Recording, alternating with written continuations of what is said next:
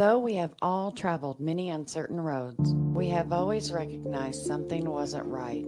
We searched high and low, yet our paths had never intersected. Our desire to seek truth, then to speak true, has brought us all together. That thing of ours is rooted in truth, because truth is the only unshakable foundation. In the greatest book, it states in John 8:32, "For ye shall know the truth, and the truth shall make you free." Truth is a powerful force. It is the foundation on which all great achievements are built, and the bedrock of trust and respect in any relationship. When we are rooted in truth, we can be confident that our decisions and actions are grounded in reality rather than in speculation or wishful thinking. The pursuit of truth is not always easy. It requires courage, perseverance, and a willingness to face uncomfortable facts. But in the end, the truth is always worth it. It allows us to make better decisions, to build stronger relationships, and to create a more just and equitable world. From politics and world events to entertainment and pop culture, we've got you covered. We'll explore our history and the stories that matter to uncover the truth that lies at the heart of each one. With our fingers on the pulse of the news cycle, we'll provide the insights and analysis you need to stay informed and engaged. As we stay rooted in truth and let the truth guide us in all that we do, let us be willing to listen, to learn, and seek out the facts, even when they challenge our own assumption or belief. Let us never forget that the pursuit of truth is not just an individual endeavor, but a collective one. Only by working together With honesty and integrity, can we build a better future for ourselves And for generations to come. This is That Thing of Ours. How's it going, everybody? Thank you for joining us today on this Wednesday, 6th of August, 2025. Hump day. There we go. All right. Glad we got that out of the way. I'd like to thank each and every one of you for joining us on Facebook, YouTube, Twitch, Rumble, Locals, and Pill.net. And if you haven't already, please take a minute and give us that virtual hug. If you're over on Rumble or YouTube, hit that thumbs up. If you're over on pill.net, take that red pill. And if you're over on This one. Facebook, you got like 7 choices, but choose the heart. All right. Good. Makes my heart happy. Wow. Now we're both doing miming. I know. Okay. Well, good. Hope everybody's happy. Well, where'd you go? I left. Yeah. You're being mean. Whatever. Anyways, I'm glad you're all here. Why don't we just go ahead and say hi to everybody so we can get this party started? Okay. We got Ange in the house. Ange, was Ange first today? Hey, Ange. Yes. Thanks for joining us. We got Liberty in the house. Hey, Liberty, what's going on? Still waiting on little Eva to decide to come on in a out. crowded swimming pool. She'll be here when she's ready. Yeah, when she's ready. When she's ready. Mm-hmm. We got Dawn in the house. Hey, Don. We got Chad in the house. What's up, Chad? We got Silver in the house. Hey, Silver. There's Mike. There's Mike. What's going on, Mike? Did I miss anyone? I don't think I missed anyone. All right. So All right. how's everyone's weather going? Because it's so hot today. It's 105. Hot. It's 105. But it's a dry heat. It's hot. I don't care. It's I don't 105. care what you say. It's 105. It's Actually, hot. 105 is when it starts to suck. Yeah. Oh, there's Miss Carol. Hi, There's Miss Carol. I was waiting on Carol. There she is. Hey, Carol. Ah, And to everybody else that's not saying hi, we appreciate you being that's here. okay if you're lurking. Yeah, if you're lurking is fine. You don't feel Lurking. the need. Yep. Lurk away. But if you do want to say something, by all means, type it away. Oh, goodness. Hot here in Minnesota. Oh, yeah, I'm sure it's so hot. Got 2 more inches of rain last night. Yeah, the humidity is going to be the part that sucks. Cool and raining Cool and raining in Virginia. Kind of jealous, Mike. Not gonna lie, a little jealous. A little bit. I miss rain. We don't get rain. Rain is good. So you want to pull up the first one? Oh, yeah, that's right. I guess I do have the... Yeah, you have it. All right. Well, I guess that's what I need to do then. All righty. Share screen. Renowned oncologist sounds the alarm. Cancer deaths are now surging among the COVID boosted. And this is becoming... There's Cal Bear. Hey, Cal Bear. How's the monocle working? The monocle is working fine, sir. He loves Actually, it. I do He like it more than loves glasses. it. I really do. It's a lot more He convenient. loves it. Yeah. Anyways, so let's see. Dr. Angus Dalgleish. Dalgleish? Okay, I sure. yeah. Sorry for messing up Yeah, your not last trying to name. butcher your name, sir. We understand that. Who is a world-renowned oncologist and a vaccine researcher, has issued a chilling warning that the COVID mRNA booster program may have been one of the greatest medical missteps in modern history. Dalgleish, a professor of oncology at St. George's University of London, is sounding the alarm over the surging numbers of cancer deaths currently being recorded among those who received these so-called boosters. Okay, and it kind of goes on more and more, and this has been information has been coming out for quite some time that those who have been boosted seem to have higher incidence of other issues. And this is somebody who's actually at a major university and is known in the community amongst all of the peer-reviewed articles and papers, et cetera, et cetera. So this is more credibility, bringing truth to the conversation that the boosters might not have been everything we had wanted them to be. Well, we knew. I mean, We we knew. had that We knew. idea, yeah, Yeah. yeah. I mean, it's just the information. Oh, he's an eye doctor, really? All right. You know, I had my LASIK here. Oh, jeez.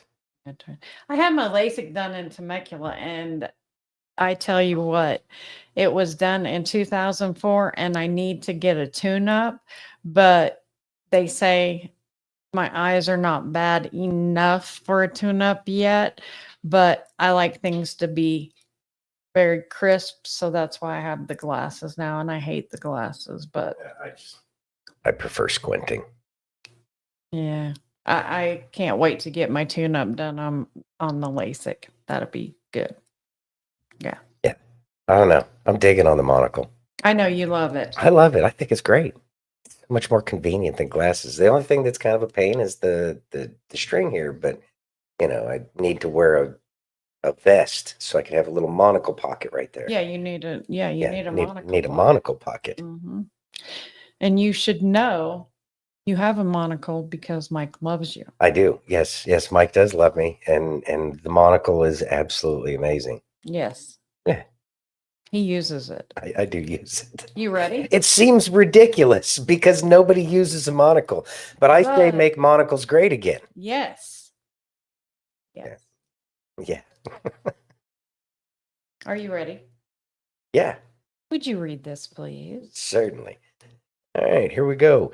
Dr. Suzanne Humphreys explains how doctors are financially incentivized to push vaccines.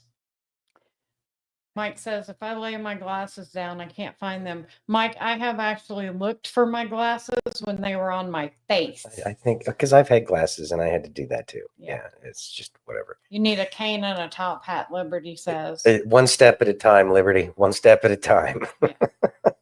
Chad says, I say make airships great again also. A Zeppelin. Okay, we're going to listen. Are you ready? Actually, I could use a Zeppelin. A Zeppelin sounds amazing just because of the name Zeppelin. Uh-huh. I'm going to take the Zeppelin. It's kind of a ring to it as well with my monocle, top hat.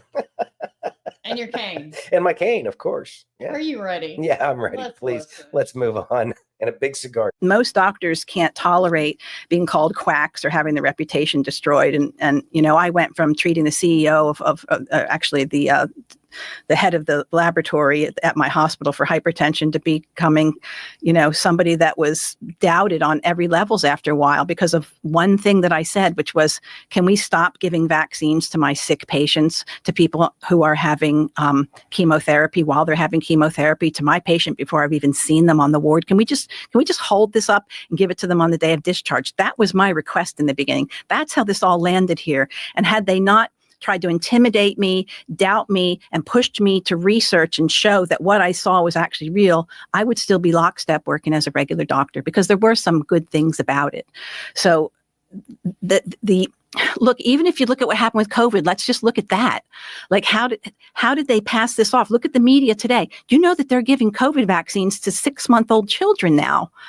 We know how bad it is. We know that it ruins stem cells in pregnant women. They don't give stem cells to their babies. The industry's upset because the placentas no longer have stem cells. They used to use those stem cells in research and cosmetics, etc. They're not getting them anymore because of what the COVID shots did to the placentas and those infants. That's not being talked about in the media. Nothing bad about the shots being talked about when we have Kevin McKernan and all these people looking at it going, there's SV40 in it. There was a staphylococcal endotoxin gene. There were 2 snake genes in there. Nope. We got to put it on the baby vaccine schedule, because any doubts whether or not well-funded about the vaccination must not be allowed to exist. That's why. That sounds like a religion. And it's been It gone sounds like on. a cult. It sounds like a crazy cult that the whole world's been sucked into. Giving a COVID shot to a baby today is insane. 3 of them. They get 3 by the certain. You'd have to look up the schedule, but I believe it starts at 6 months, and they get 3 of them. Kind of boom, boom, Are boom. doctors really recommending this? It's on the look, there's a group of people called ACIP, the doctors, usually with vaccine interests in their bank accounts, that make the recommendations for the vaccines, and they've recommended that 6-month-olds. So if your doctor is following the ACIP program, you have to be offered that vaccine. And now that doctor, this is another part of the story, is that doctor's likely to lose $250,000 a year if they don't do that, because there's incentive given to hospitals and doctors, which is what naively I was on the other end of when I woke up in 2008 and said, wait a minute, why are we doing this stuff to my sick, inflamed patients? You're giving more inflammation. It's because the hospital would lose something like $40,000 if they didn't give a vaccine within the first 24 hours of admission. Oh my God. And they would get 40,000 if it was all a money game. That's really the bottom line of it. And I didn't know that until a nurse years ago, who was a high level administration. She said, Suzanne, this is why they did that to you. Oh, wow. Okay. Well, at least it makes sense now. Nobody wants to think of it as a business. Nobody wants to think you're making business decisions at the expense of someone's health and possibly whether or not they make it. Like, what are you doing? Well, that's been the case since, basically the medical profession was infiltrated in the early 1900s by, high-level interests that didn't want us thinking for ourselves and carrying on with the natural cures that actually work. Quit at the worst time. All right. Thoughts? All right. Well, thoughts. This is one of those things that's been weighing on my mind a lot. And I understand. Yes, they are, Chad. They are after the kids. They're after everybody's DNA. Yeah. They want robots. Seems to be more than anything else. Yeah. Like Rockefeller said, I'd rather have 100 people give me 1% than one person give me 100% of their effort. But that's because that's for probably weak-minded people who are afraid of other people trying to surpass them. But just a thought. I don't know. I couldn't speak to what was in Mr. Rockefeller's mind when he was saying that he would just want, brainless kind of people. So, but it wouldn't surprise me that, that connection is certainly, things that can be made there. As far as I know so little about the medical industry when it comes to stuff like this, and I'm starting to see, there is that ACIP, which gives the protocols for what immunizations people should have. You spend 8 years in school, you go through, you get your practice, you go through your residency, all of these things, and you got bills to pay. And these are the things that you've been taught the entire time. There's,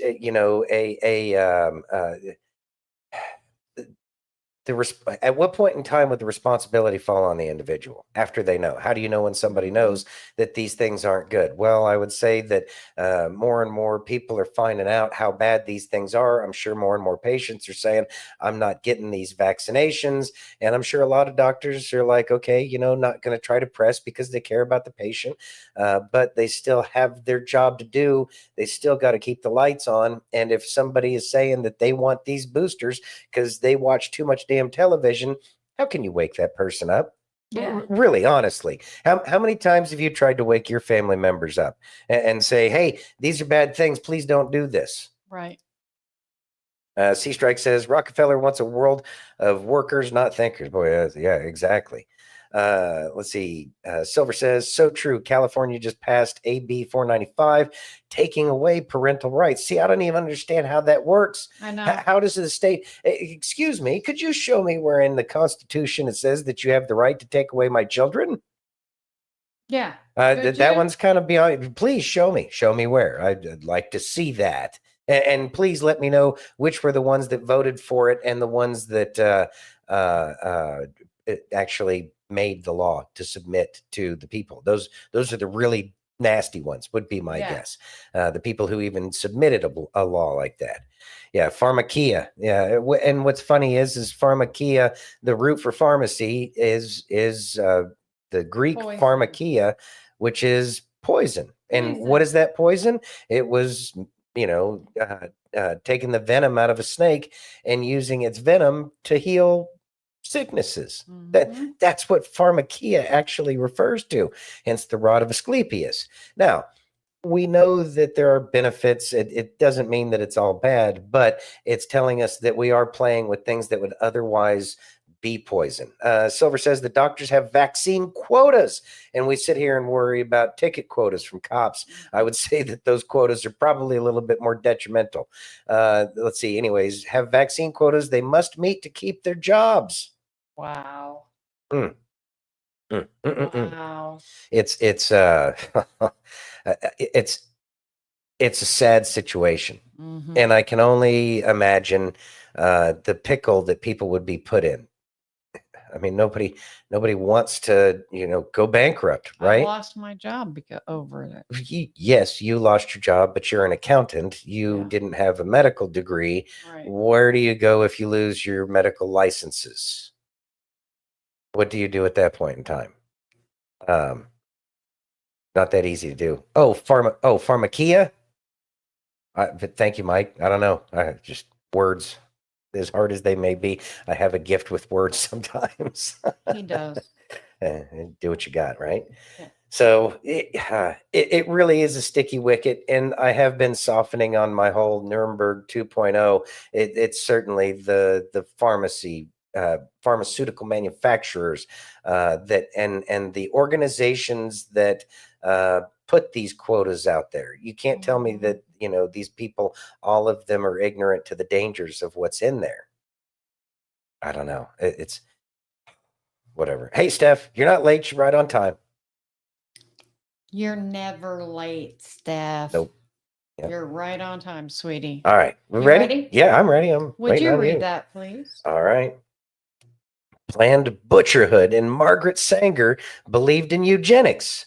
Guess who doesn't? Let's listen. All right.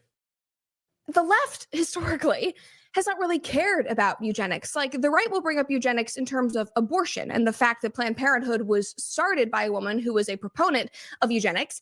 They don't care about that. They don't care about eugenics as a whole, as an idea. They only care about it when it actually, I was about to say fits into their agenda, but this doesn't even fit into this agenda. Like, this is not an example of eugenics. It is a joke. So stop saying that you suddenly care about eugenics when we have the most glaring example of this that is still so pervasive and prevalent in our society that we as taxpayers have been funding for years, this practice of abortion, Planned Parenthood. Don't say that you suddenly care about this when you have turned a blind eye, not even just turned a blind eye, but when you have pointed at us, attacked us, and said, actually, no, that is good. Everything that is happening is good. It is empowering. I'm sorry. I can't take you seriously. Thoughts? Okay, the eugenicist thing. It is an archaic word that doesn't get used except in relation to the conversation about Margaret Sanger. And so And Bill Gates. and Bill Gates, but in the end, how many people actually know what eugenics means? What is a eugenicist? What is someone who does that? We don't have any examples that the news is actually going to talk about. So I think that there's a educational gap there that needs to be addressed when we're talking about, like, you do know what a eugenicist is, right? And people would be like, no, they would never do that. Okay, why?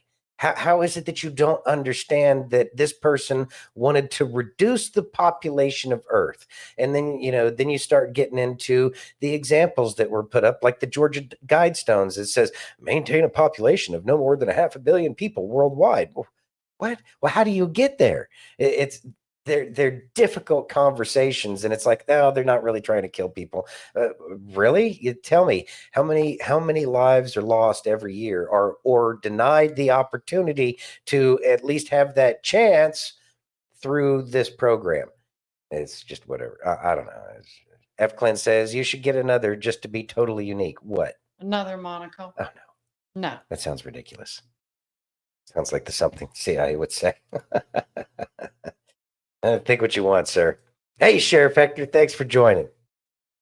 All right. And then Liberty says, did you know your phone number is exposed on that? Oh, that's our DTOO phone. Mm-hmm. It is specifically for The show. and because we had people call in before in the past,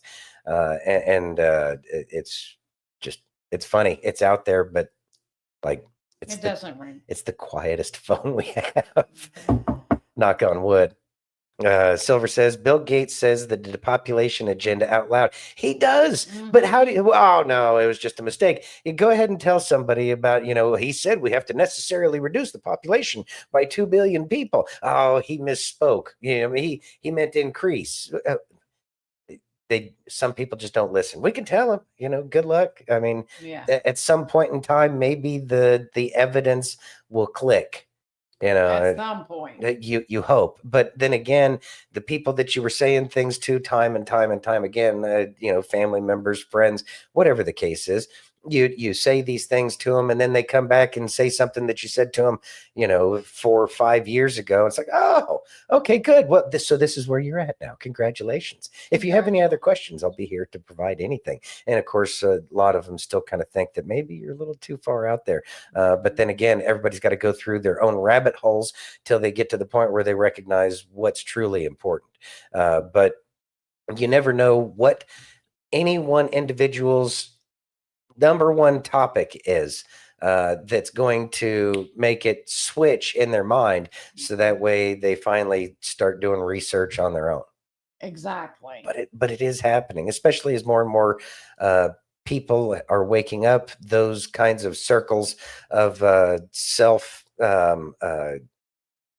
assurance, or the little circles of self reassurance where they tell everybody don't listen to those crazy people. Those circles are getting smaller and smaller and smaller, and so people are finding themselves more alone. And then it's only a matter of time before human psychology kicks in and they say, well, I don't want to be in that weird group. They're going to be the conspiracy theorists. I think that's one of the things, when a word is named for the people who are still holding on that isn't derogatory, like TDS or something like that, when it's not designed to insult so much as describe, but describe in an uncomfortable manner, like conspiracy theorist. It's not an attack on somebody. It's just an uncomfortable word. And so it was effective enough to make people work for long enough. So if we can figure out what that word is to, the strap hangers for the legacy media bus, until we can come up with something for that, a descriptor, an adjective. I don't know. I was never good at that part of grammar. I was good at reading, but not the grammar. It's too much like math. Oh, stop it. Math is amazing. We get for math people. I'm sure it is. Mike says, when people tell you who they are, listen. That's the truth. Let's see. That is Maya Angelou quote. Oh, I didn't know that. You see, Mike's just blaming everybody today. Well, that's something the CIA would do. Admit to nothing, deny everything, make counter accusations. Oh, shit. All right. You guys are funny. Yeah, y'all are having a good time over there in the chats today. You ready? Yeah. Would you read that, please? All right. There we go. All right. How can insurance clerks supersede doctors on life-saving prescriptions? Let's listen. We've never experienced that one before. I need someone to explain to me like I am 5 years old, how it makes sense that a literal doctor who went through undergrad, medical school, years of residency, and is a full-fledged doctor prescribed my son a life-saving medication that he needs for a diagnosis that he has received, and my insurance gets to say, no, he does not.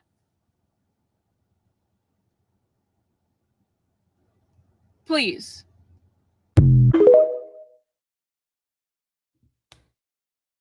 Thoughts? All right. So really, explain like you're 5.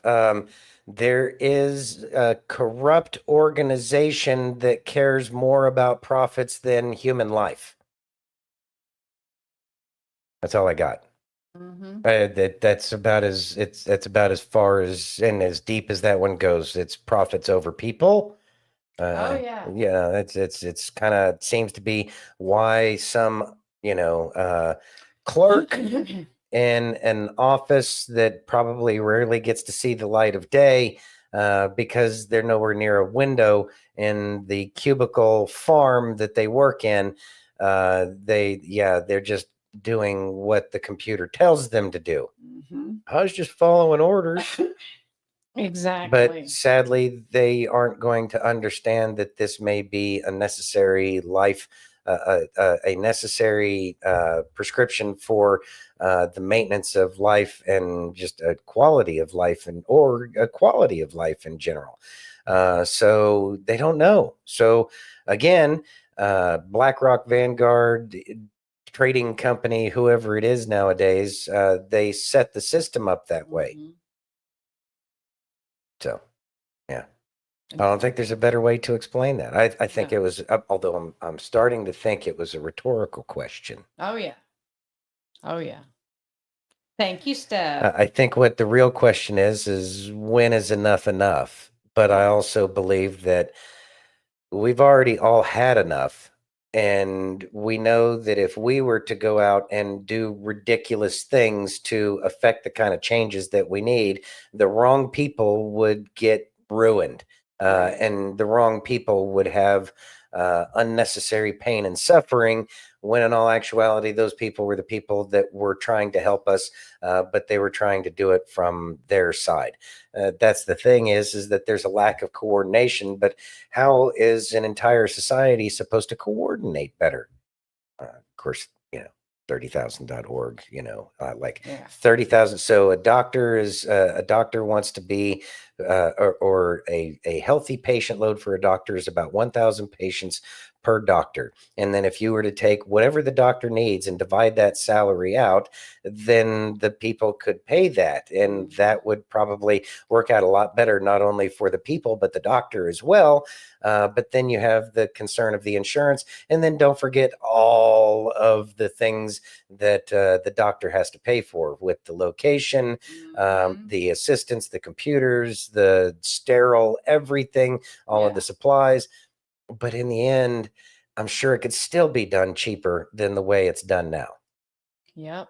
It's so we're putting our hope in the fact that there are people getting put into place that are trying to fix all of this. Right. Thank you very much, Mike. It's truly appreciated. We love you too, brother. Thank you Yes, for we do. thank you for the Rumble rant. It really helps out. Yep. You ready? Yeah, How about some Craig? we could go for some Craig. Let's listen. All right. If God's will is for you to be holy, if you behave like the sinful fallen world, talk like the sinful fallen world, spend your money like the people who live for the things of this world, if you're entertained by the same sinful stuff that entertains the fallen people of this world, if you have the same values as the people who don't walk with Jesus, you are not following Jesus. Meaning, like, you're not in God's will. And the tension is this. So many of us, we want God's direction for our future, but we ignore his direction for how we live today.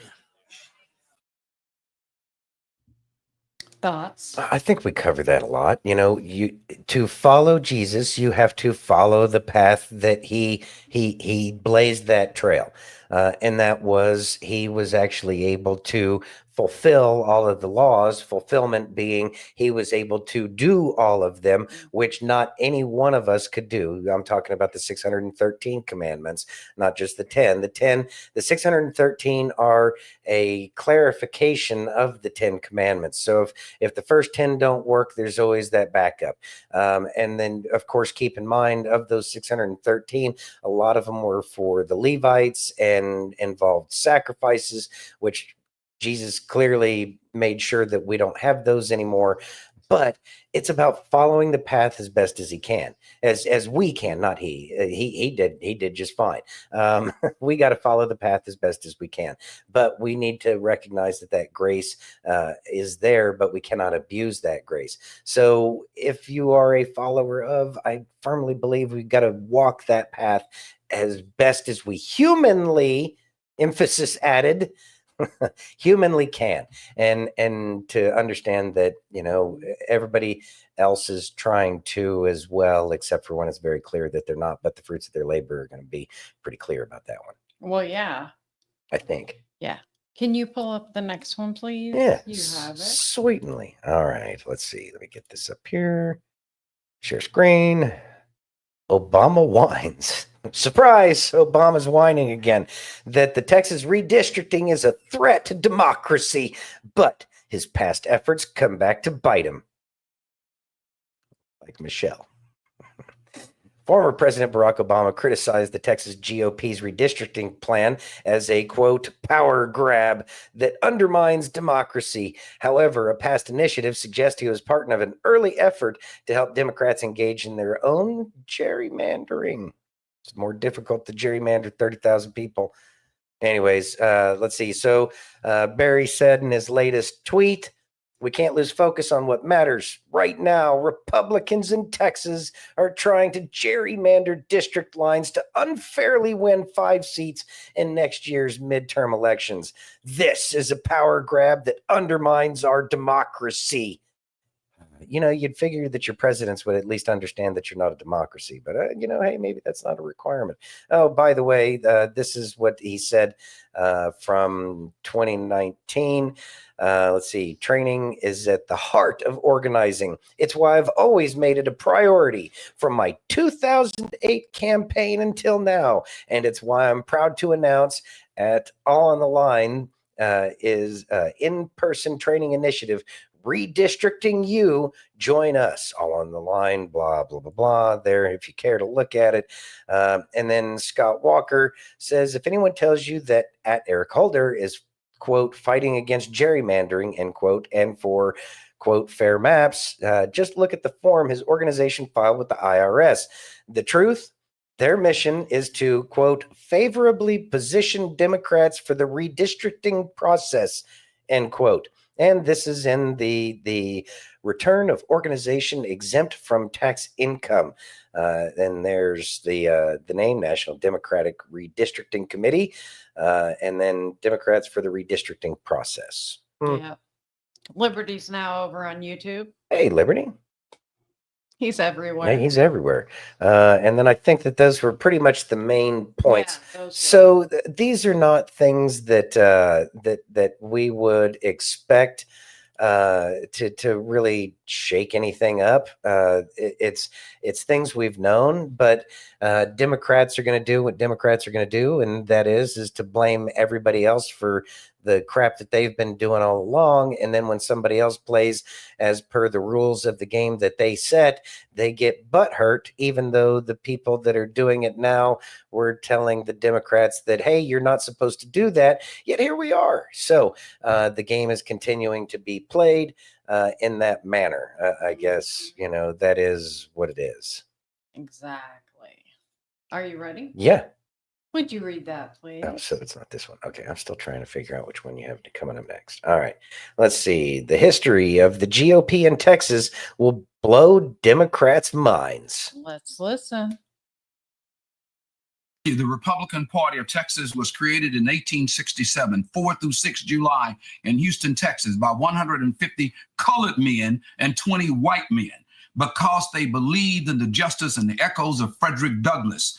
If you look at our party, for example, the person who was a senator who helped write, and his statue is on Texas A&M University, that's a colored man. He was a Texas senator. The first sheriff in the elected sheriff in the United States of America, Walter Moses Burton, who also became a senator and helped in education. The A&M system is because of a black Republican who signed it into law. So when you talk about the Republican concentration and contributions, 13th, 14th, 15th, and 19th Amendments were Republicans.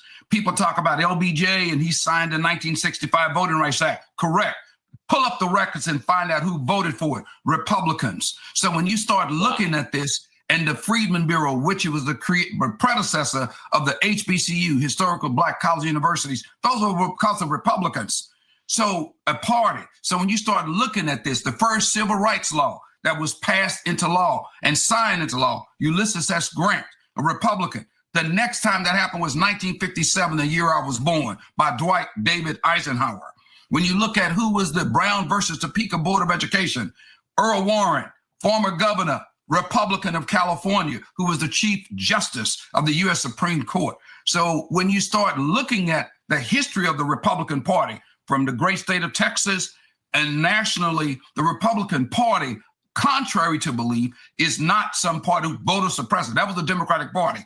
The military arm of the Democratic Party, the Ku Klux Klan, the Black Codes, the Jim Crow laws, those were governors, sheriffs, chiefs of police, mayors. The civil rights movement were fighting the Democratic Party. And we need to understand the histrionics of this. This is not made up. This is history. That's a fact.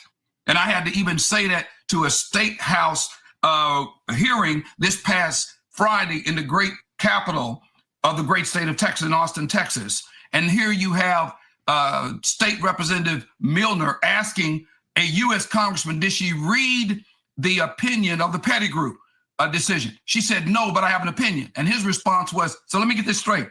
You didn't read the opinion. You don't know what the opinion says, but you have an opinion.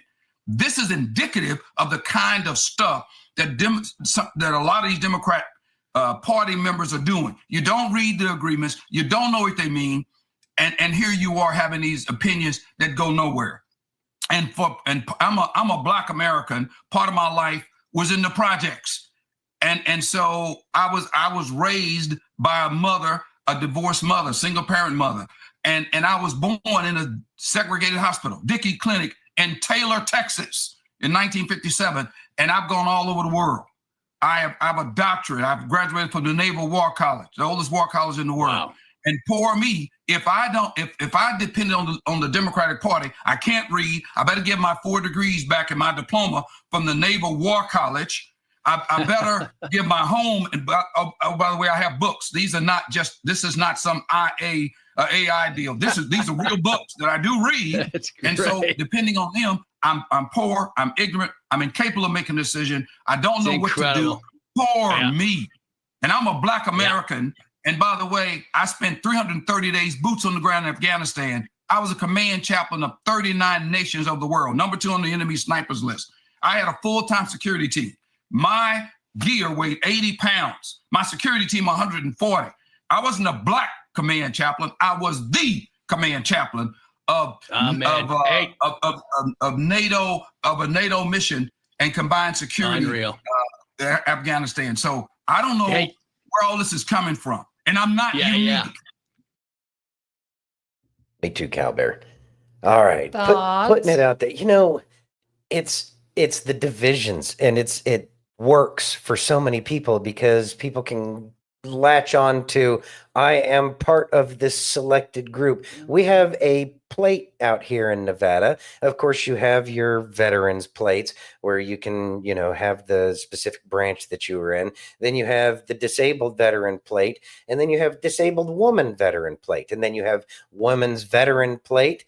And these are just the plates that you can get on your car. And each one of these things is a division of especially in the military, which is truly frustrating, is your color doesn't matter. You are here to be a service member, and so none of that matters. You rise and fall based off of how you perform, and that's what it boils down to. How is your performance?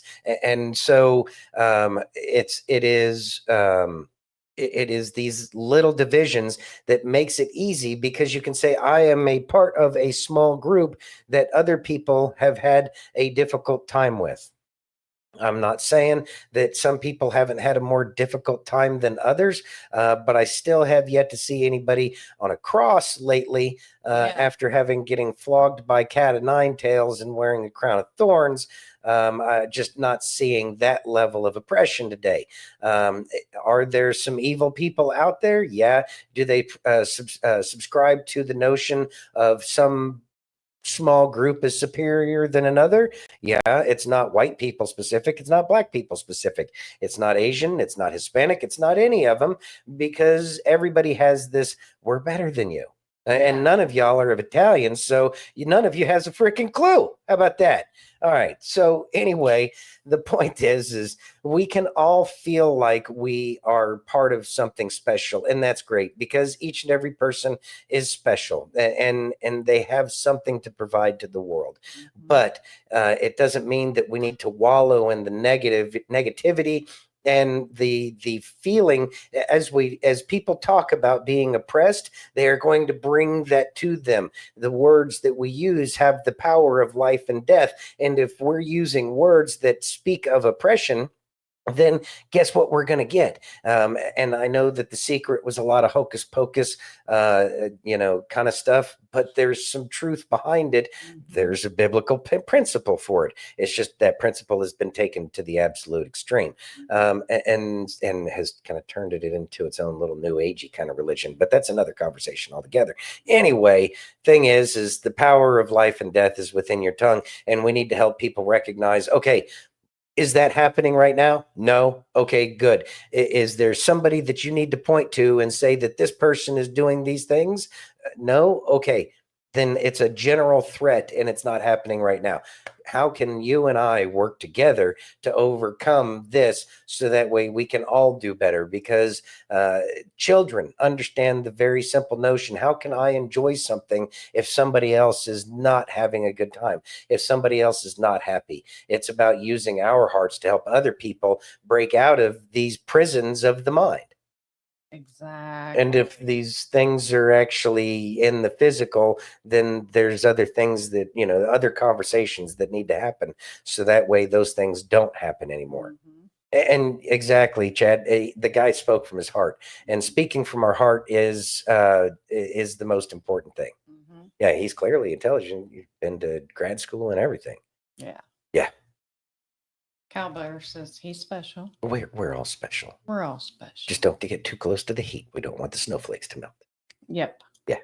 Are you ready? Good thing you're in Cali. It doesn't get hot there. I know. You ready? Yeah, I'm ready. Would you read that, please? Certainly. Backwards. Here we go. All right. Tommy Lahren roasts Jessica Tarlov over Democrats' social media stunts. Let's listen. All right. First of all, the Democrat Party has been reduced to essentially a social media stunt at this point. That's the only way they can get any attention. It's not through legislation. It's not through ideas or policy. It's through stunts, whether it's getting arrested at a press conference or outside of an ICE facility or skipping work to go to Illinois. Also, the hypocrisy here for Democrats now to clutch their pearls when Republicans play the same way that they've been playing is really rich. Please spare me. Also incredibly hypocritical. Democrats had no problem for a 4-year span of time importing millions and millions of people into blue sanctuary states and cities to pad their numbers, to pad the census. But now they want to cry wolf and they want to cry crocodile tears because Republicans want to draw new maps in Texas. Democrats would do it every single time. They don't like it that Republicans are playing the same game. We learned from you. We're going to be cutthroat like Democrats, and we're going to win where we can. Yeah, what I see is Thought. I mean, that's pretty much what we already said here earlier. Is that, it's stuff they've been doing this whole time, and now all of a sudden they need some butthurt salve because other people are playing the game the way they want it, the way they've been playing it this whole time. I'm sorry you don't like what you did. What did you expect? Oh, we're just supposed to sit here and take it. I didn't know we were in some kind of, BDSM relationship with the Democrat Party. No, we're not. Yeah, I didn't think so. No, we're not. And there wasn't informed consent. So no, No. you get what's good for the, goose is good for the gander. Yeah. Gander's good for whatever. Who cares? Can you pull up the next one? You have it. Oh, yeah. Sweet. All right. Hey, Donnell. Hey, Danelle. I missed that. Let's see. Breaking. Yes? Yes. Breaking. FBI Director Kash Patel tapped to help Texas track down and arrest fugitive Democrat lawmakers who fled the state to block the redistricting vote. All right. Good article. Lots of great information. And there's a surprise in terms of who's helping out with this. And it goes on right here. Even Rhino Senator John Cornyn, never a fan favorite among grassroots conservatives, was compelled to act. In a letter sent Monday to Director Patel, Cornyn urged the FBI to deploy federal resources to help track down the AWOL legislators and assist in their arrest. Quote, I have asked FBI Director Kash to work with Greg Abbott and Texas law enforcement to investigate potential criminal acts, including bribery, and to hold legislators accountable who have fled the state in a shameful attempt to stall the legislative process in the Texas House, Cornyn wrote. And this is the important part, because they've gone across lines, because they've gone across the state lines. It makes it so that way the Texas Rangers really don't have any authority outside of the state of Texas. And I think we touched on this before. So therefore, or maybe I was just talking to Kay about this, but either way. It was you and I. Well, was it? Okay. Well, now y'all get to hear what we talk about.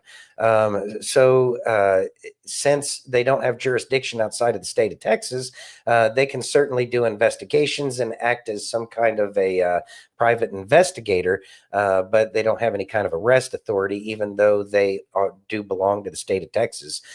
After all, they took an oath and they are breaking their oath, but this is where the federal government and federal law enforcement comes into play. So what's going to happen? Well, hey, we know that this is where these people are hanging out. And then they send in the FBI to go snatch them up and send them on a flight back home. I hope it's a C-130. Give them the earplugs.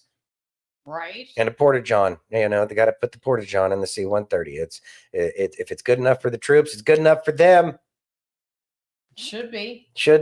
So with that being said, I have a feeling that there's going to be some people that get snatched up or come to their senses and decide to go back.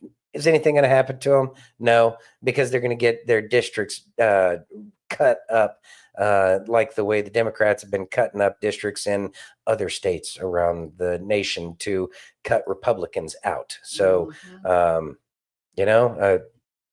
this is the way you want to play the game. It's how the game is played. Exactly. Sucks for y'all. But they did it to them. They did do it to themselves. But I'm not going to feel bad for them. No. Because of their choices. Correct. I don't like the game either. Maybe you shouldn't have been playing it that way. Maybe you should have tried to do the right thing. I don't know if they know what the right thing is. Everybody's got bills to pay. There you have it. Mammon. You ready? Mm-hmm. How about some Justin? Yeah, Justin's good. Let's listen. You should. You're going to be rejected. You're going to be misunderstood. You're going to be lied about. You're going to be talked about. But this is all part of God's protection. You were born with a purpose, but now you're being called into your purpose. You're being called by God. Many are called, few are chosen. You've been separated from people, places, and atmospheres for your protection. Why? Because bad company corrupts good character. Many of you are in your isolation period right now, but let me remind you of something. There are some trees, the root systems grow for 3 years underground before you ever see it push above ground. I think that's kind of ironic that Jesus' disciples trained with him for 3 years as well. To love God is to love His Word. This is another reason you were separated from certain people, places, and atmospheres.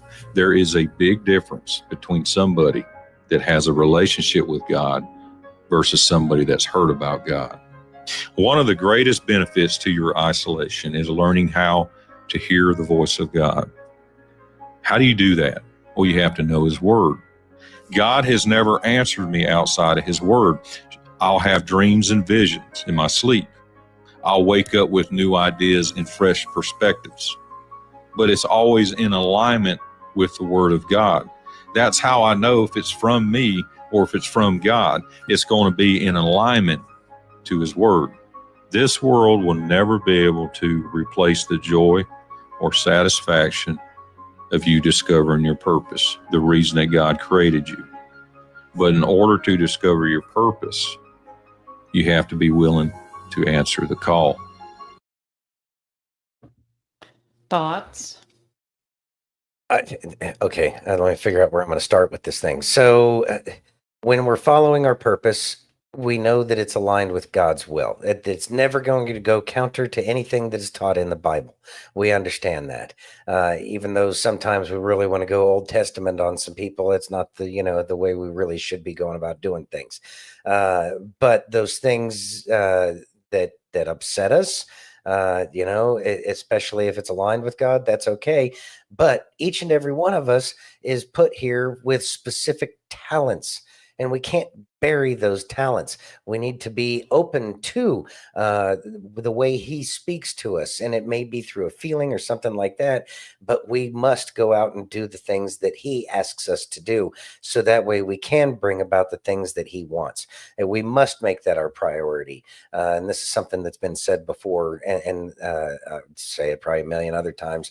Delayed obedience is disobedience. And so if we don't do the things that He puts on our hearts to get done, until we feel that it's the right time, then we're going to be making those mistakes. That is a disobedience. The things that were supposed to happen will happen for it. We just probably won't get all of the gifts that He wanted to give to us because we didn't do the things that He wanted to do. So we have to make sure that we are following through with what He wants us to do.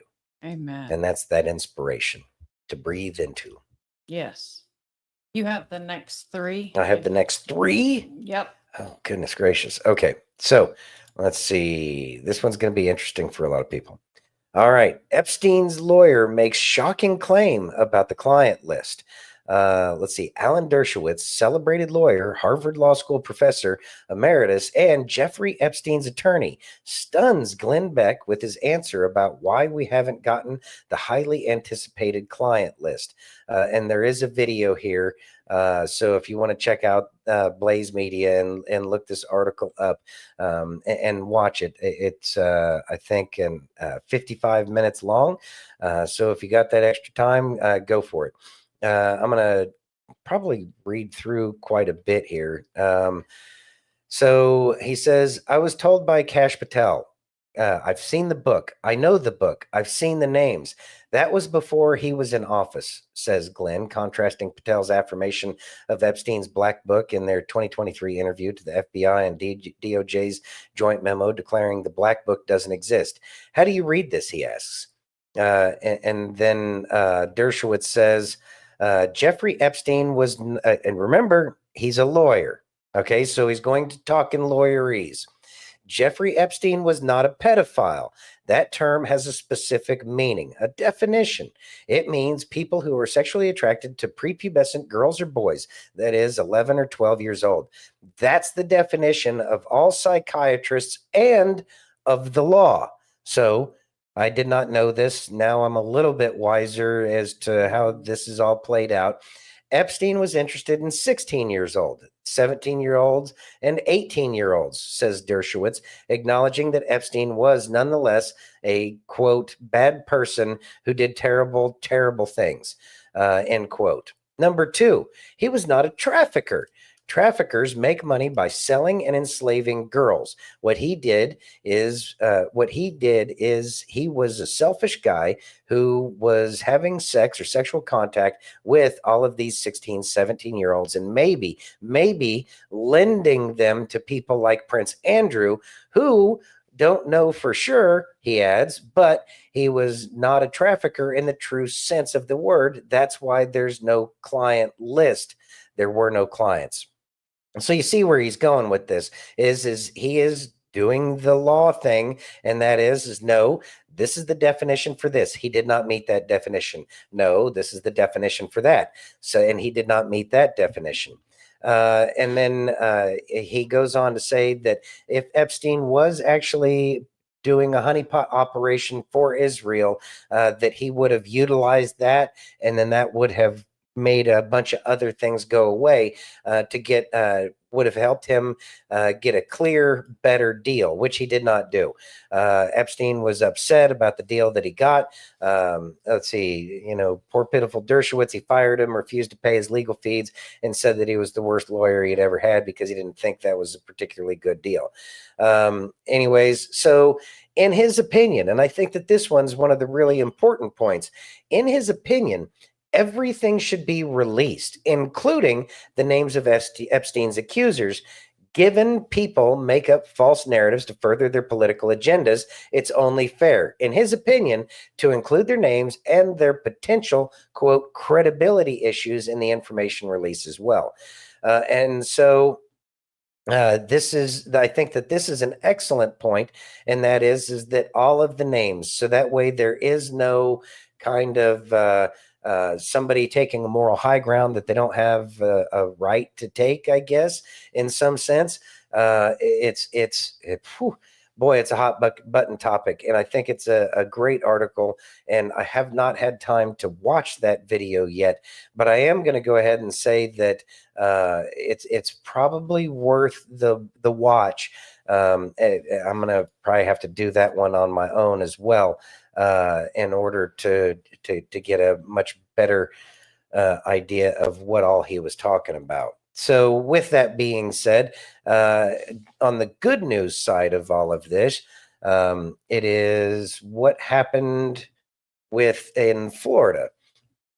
Florida law enforcement net 48 suspected child predators with 153 different charges being filed against those 48 people. So Florida's top law enforcement officials just dropped a bombshell, and it's one every parent should pay attention to. Newly appointed Attorney General Chief of Staff James Uthemeyer announced the arrest of 48 suspected child predators in a sweeping sting operation with 153 charges filed. In a record-breaking 6-day undercover sting targeting online child predators in Central Florida, the Marion County Sheriff's Office, with the critical support from the Office of Statewide Prosecution, led a joint effort involving 9 local, state, and federal law enforcement agencies. The operation resulted in the highest number of arrests ever recorded for this annual initiative. So they're getting a lot of movement forward in terms of trying to find these people and then press the charges against them. Now, I would say that this is probably one of the more important points that can be kind of an action item, and that is the operation also exposed the use of Snapchat as a platform to target these children. And I don't use the Snapchat. Kay has Snapchat, and we know a lot of other people use Snapchat. Oh, did you delete it? Oh, okay. Well, anyway, so but I'm going to put this article in the Telegram chat. Okay. I'm going to go ahead and close this one for right now. Snapchat. If your kids are using Snapchat, I can see why people would think that they have some kind of anonymity or safety on there because the messages delete themselves. But we know the internet's forever, and the law enforcement will be able to get all of those snaps to find out everything that was said. But it was during an operation, so they don't even have to subpoena it because I'm pretty sure that they were already recording everything that was going on the screens for those legal purposes. But if your kids have Snapchat, understand that that is a giant threat, or that a giant threat is out there that chooses to use that form of communication. So just be aware. It was a lot easier when before you let your kids go stay at a friend's house that, you'd talk to them on the landline.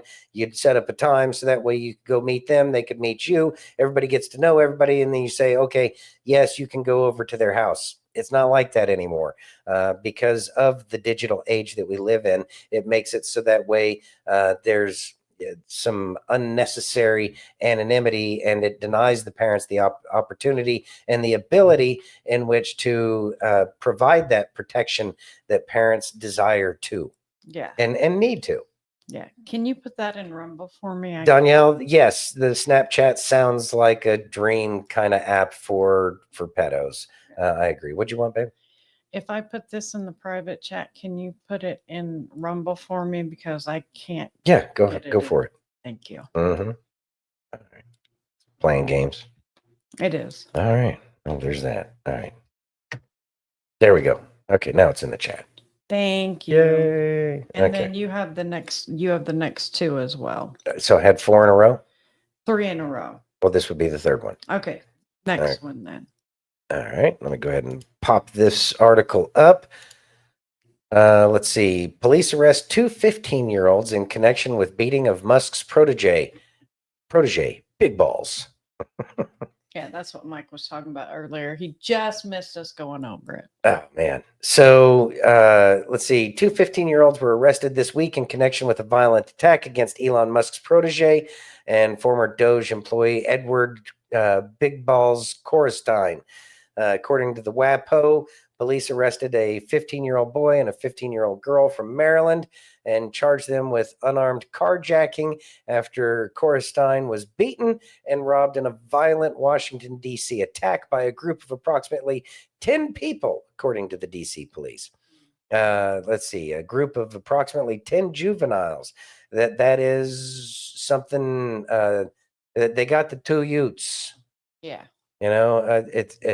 This is what the real bad thing about this is it shows that just like a certain youth that loved some individual back in the day in the 30s, the left seems to draw that kind of and able to bring that rage out and use these children against their own better judgment.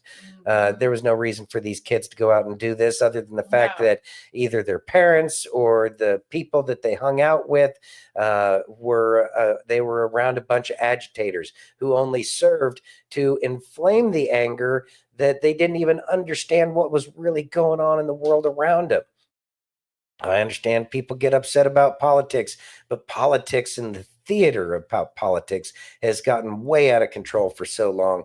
We need to be able to have a rational discussion. And these children acting this way is only a reflection of most likely their parents and most certainly the peer group of people, the 10 kids that were there. Well, did you see in that article what Trump is talking about doing to DC because of this? Well, tell me about it.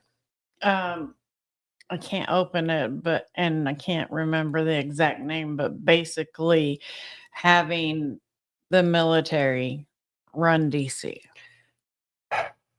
I mean, okay, no, I did not see that. I wish you would have seen that. Okay, let's see. Posted a photo. I guess I should pop this up on StreamYard so that way y'all can see me watch or read the news here real quick, huh? Federalize. Thank you. Federalize. Cal. Okay, federalize. Okay.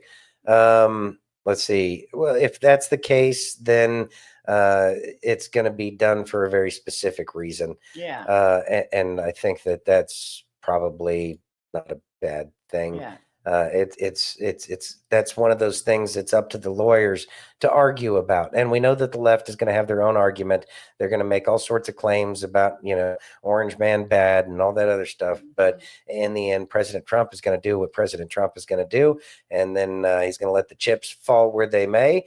But I have a feeling that he already has a decent idea as to the direction he's going and the direction that he's taking the rest of the nation with this. And it's going to look nothing like what the left is saying. Yeah. Steph says, I've known for years that things weren't right, but I wasn't really paying attention, and I admit that. But I always knew there was more that was going on than what meets the eye. Yeah. You know, and that's a great point and great perspective. I think we all knew that something was going on in the background. It's when we get to that point that we're trying to get our friends and family that are still holding on to the mainstream narrative. We try to get them to, but again, it's going to be that one point. There's going to be one thing that's like, hold on, this doesn't make sense. And they'll go on their path. You know, we're getting there. We all got to follow this journey, you know, however we do. Right. And then she follows up. And in a matter of fact, I knew that the C word before I ever got diagnosed with it. I asked the Lord to sustain me till after the first of the year, and he did so. 3rd January, I went into the hospital. And then Carol says, Don had a dream about Trump. She brought him a Ferrero Rocher candy. He liked it. He was going to buy it, but Don insisted on buying it for him. Really? That's interesting. That's an interesting dream. A Ferrero Rocher. Those things are amazing. I know. Are you ready? Yeah. How about some Kelly? Yeah, Kelly's good. Let's listen. All right.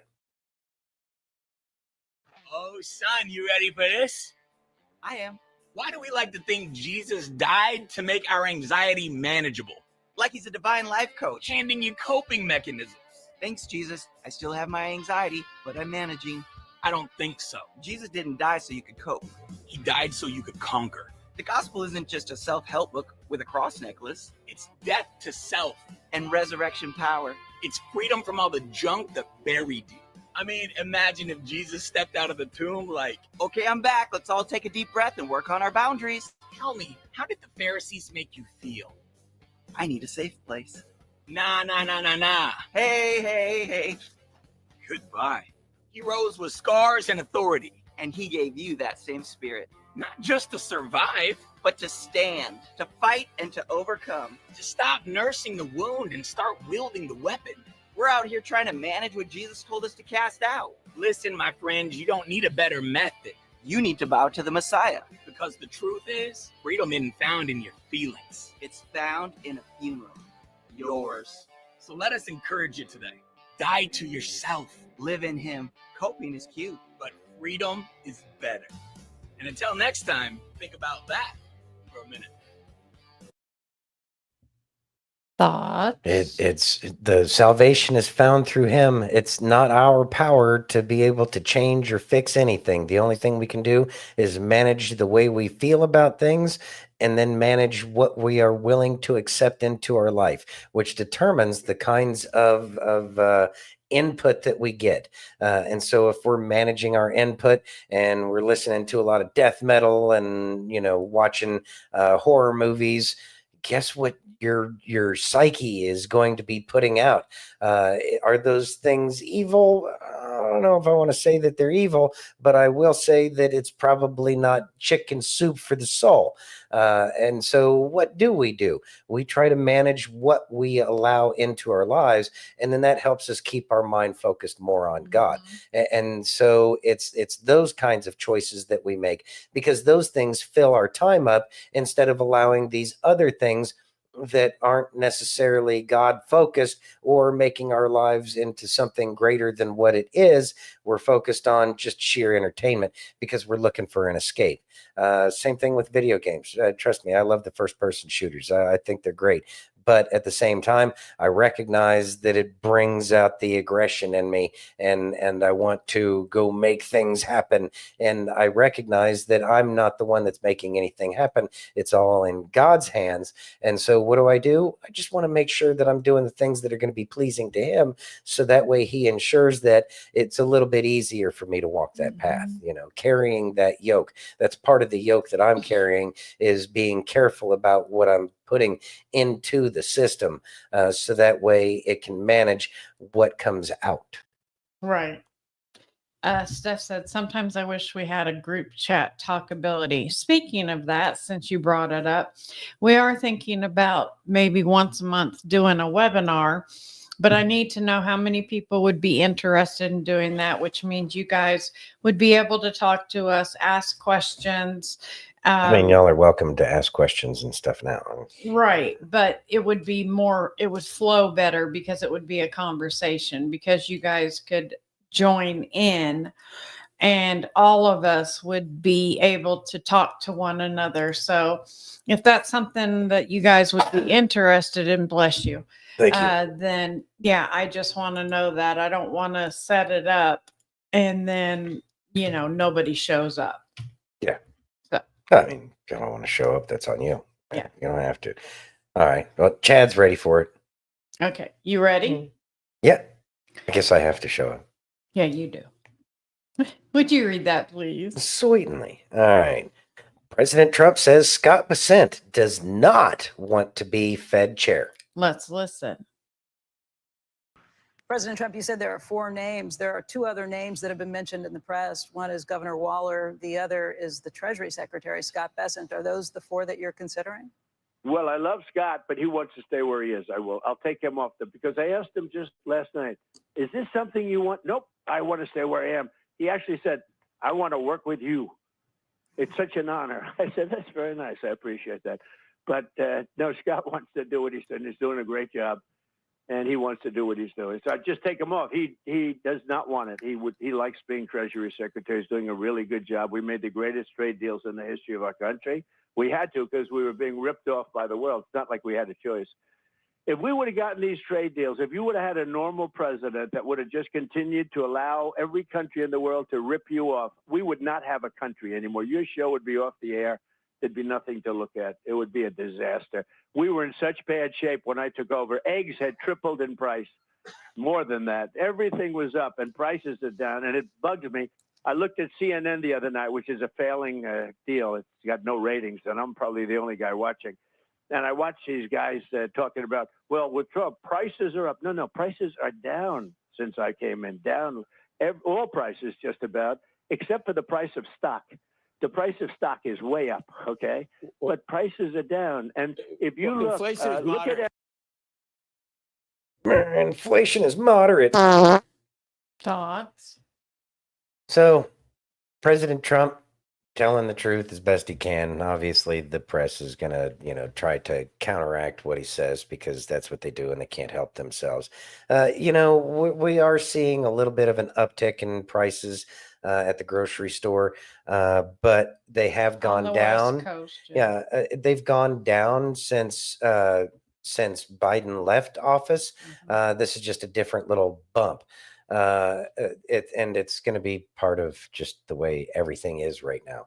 But I do believe that, as we lost all of those chickens and the beef, the cattle, to all of those mysterious fires that kept happening on all over these places, a lot of us are under the impression and kind of believe that that was to clean up a lot of the probably genetically modified Franken chickens and stuff like that. And so it's going to take a little bit of time to get the food supply back up to where it needs to be. Also, it really does speak to the fact that if you have the ability to grow anything on your own, that you're better off doing that than trying to rely on a system that really we don't even know how well it's going to work. If the computers and the power goes out, our just-in-time supply system is cooked. And it won't be able to keep up. I mean, trucks might be able to move depending upon if those computers and the trucks get affected. It's going to create pandemonium. So we should always try to be sufficient within our community as best as we can, because you can have a garden and grow everything you want, but if everything goes out and none of your neighbors are prepared, guess what? Neighbors are going to be looking to your house for all the food. So it's in all of our best interest to try to create those strong communities. And if y'all have the ability to grow food and you can help your neighbors grow food, probably a good thing. So that way we aren't as reliant upon the whims of the market that is controlled by a small group of people that have designed it so that way they're in absolute control. And if we don't like the game they're playing, they can shut off any number of things. It's not a good spot to be in.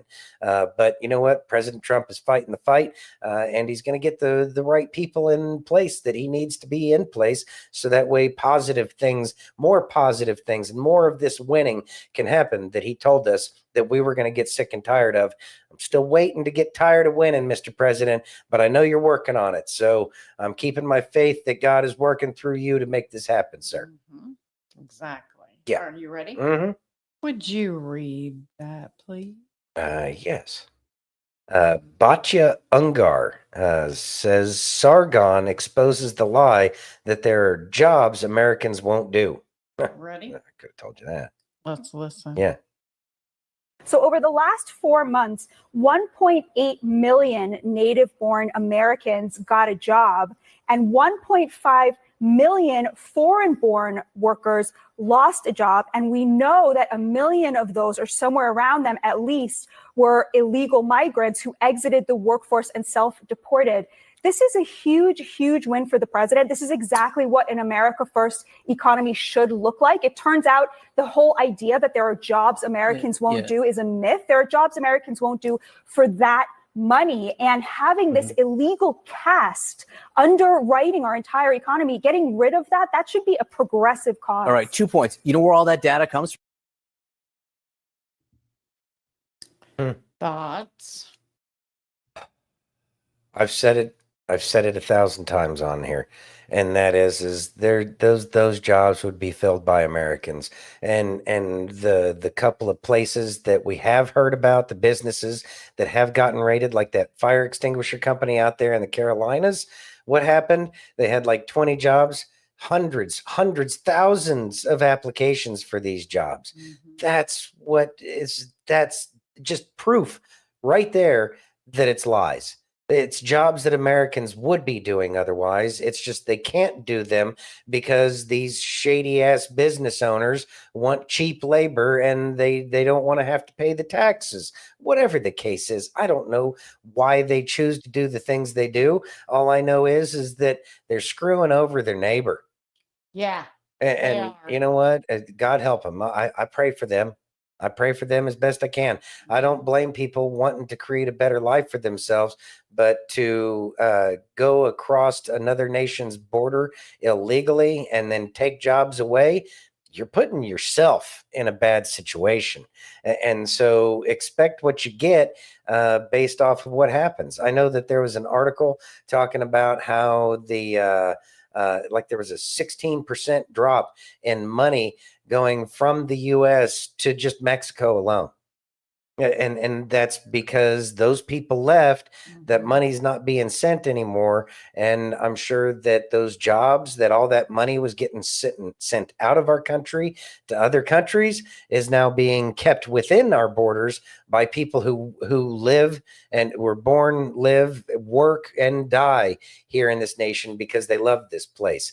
To defend a group of people who came here illegally to take things away from the people who were there is really an aggravating thing. And yeah, we can talk about how the Native Americans got screwed. Yeah, I agree with you. What can I do about that? And what did I have to do with that? As a matter of fact, I don't like the way the reservation system's set up. What can I do about that? I know that there's a lot of people that aren't happy with the kinds of deals that the government has made, but look at what happens. This is why the system needs to be changed. Everybody loved this form of government for a short period of time. It means that it can happen again. We just need to get the egotistical pricks out of office who keep on carving out deals for themselves and their buddies. That's the real problem. Is it's patronage to the extreme, and it's not even a form of capitalism that we have anymore. It's some kind of they call it crony capitalism, but that's really not what we're in right now, is it? Exactly. You ready? Yeah, I'm ready. Would you read that, please? Certainly. All right, here we go. Stephen A. Smith wouldn't vote for Mamdani, says Democrats are leaderless. Let's listen. Have a leader. I know.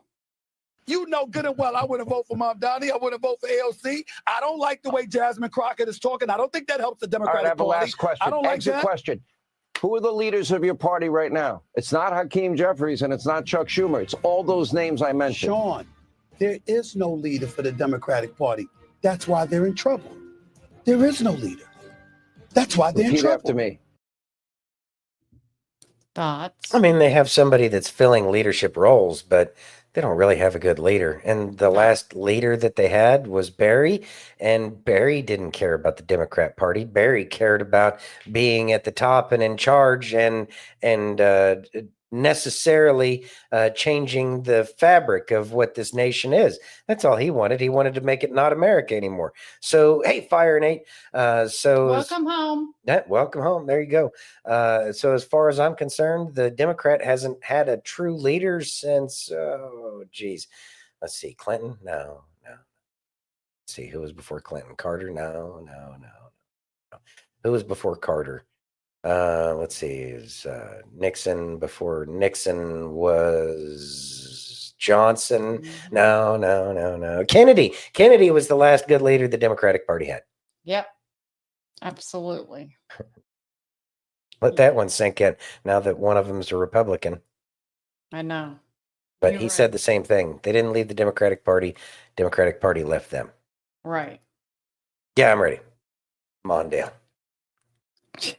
He was special. Yeah. He put his tank helmet on backwards. Are you ready? Yeah. Let's listen. All right.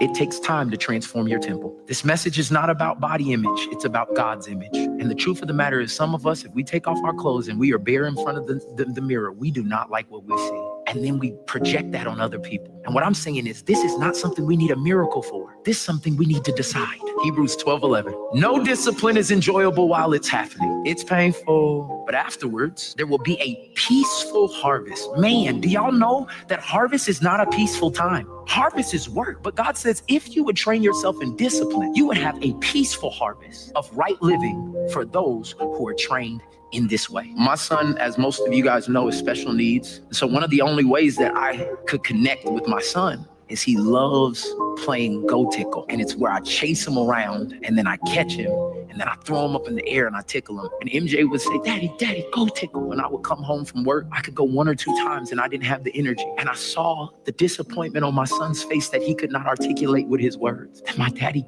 doesn't want to play Go Tickle with me because of what I was eating and because I wouldn't take time to do the things that were hard. I couldn't do the things that would make him happy. But I made a decision. Daddy was going to do the hard thing to make him happy. And I couldn't think about him as 5 and 6. I had to think about him as 18. Why are you going so hard? It's because I might be having to throw an 18-year-old. But I promise you one thing, is that I'll have the heart to be able to do it. Now that one hit right in the feels. Woo! Yes. All right. Thoughts?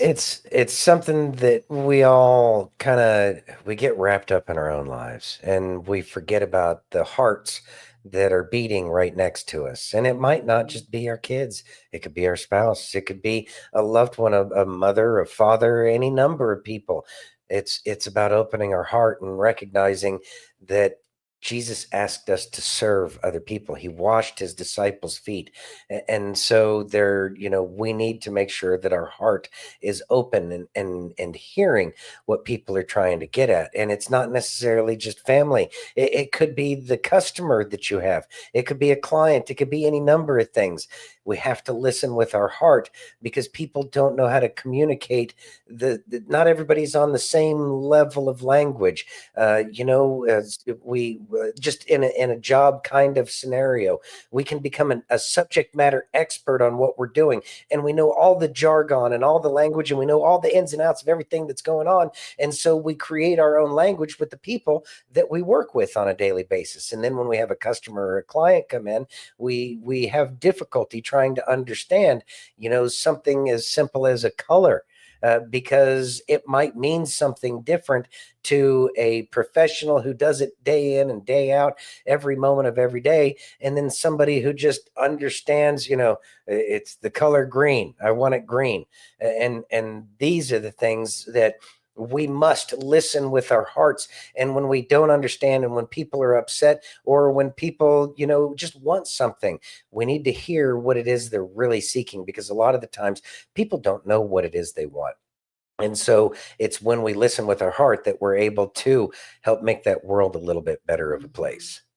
Hey, Crack That Whip. What's going on? Popping in to say hi. Hi. Much love. Howdy. Much love. Yep. You ready? Yes. Could you read that, please? I could. Would you? I certainly would. U.S. trade deficit plummets 16% in 1 month. Let's listen. And in comparing the numbers from June to May, we did see the trade deficit shrink about 16% down to $60 billion from the month prior. So we've seen those trade numbers continue to go down as they have tried to see the trade field level between multiple other countries. We're still waiting for the official White House reaction to this trade data that came out about 15 minutes ago. We're also looking to see how the markets may react to it. But the trade deficit shrinking from June compared to the month of May, down 16%, down to $60 billion.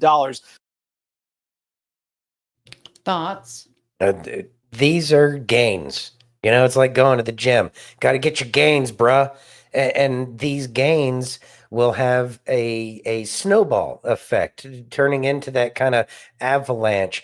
As we reduce our deficit, more income comes in, more of that money is made here, and the products are sent out, bringing more foreign dollars back into our nation, therefore making our economy that much stronger. Also, with the tariffs tacked on top of that, it'll help reduce our federal budget deficit. Win, win, win. These are all wins. These are great things. It's just not a sudden, all of the debt is paid off and, everybody's singing kumbaya because we got robots doing everything for us or something dumb like that. I mean, take it to wherever you want to. But the thing is that a 16% change in our trade deficit is humongous because it's only gotten worse for how long now? I know. Right? A long time. And now we're seeing improvements. And I expect those numbers to continue to change, especially as more manufacturing comes back here. John Deere is John Deere again instead of Juan Deere. Right. And of course, John Deere's got a lot of stuff to change because the crap that they put on farmers is just aggravating. You have to have a subscription service to use your damn tractor. I know. It's like Sirius XM, but your car won't work if you ain't paying for it, kind of thing.